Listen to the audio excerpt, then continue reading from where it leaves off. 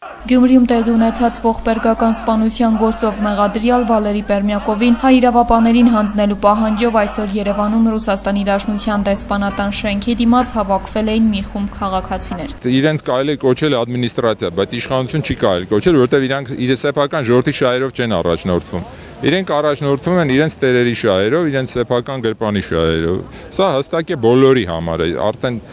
չեմ կարծում, որ Հայաստանում կա որևիցե մեկը, որ կասկածում է, որ Հայաստանում ձևավորված է գաղութային ադմինիստրացիա։ Դեսպանատնից ոչ ոք դուրս չեկավ ցուցարարներին լսելու համար, իսկ բողոքի խաղաղ գործողությունների դուրս եկած քաղաքացիներից ոստիկանները պահանջեցին հեռու գնալ դեսպանատան տարածքից անցնելով դիմացի մայթ։ Ցուցարարները չհամաձայնեցին, ինչը հանգեցրեց բախման ոստիկանների եւ նրանց միջեւ։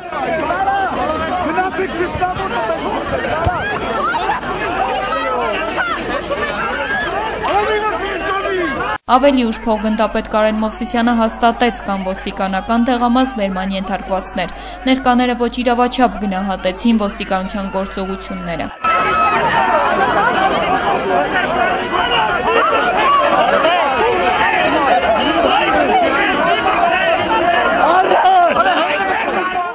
Ոստիկաններն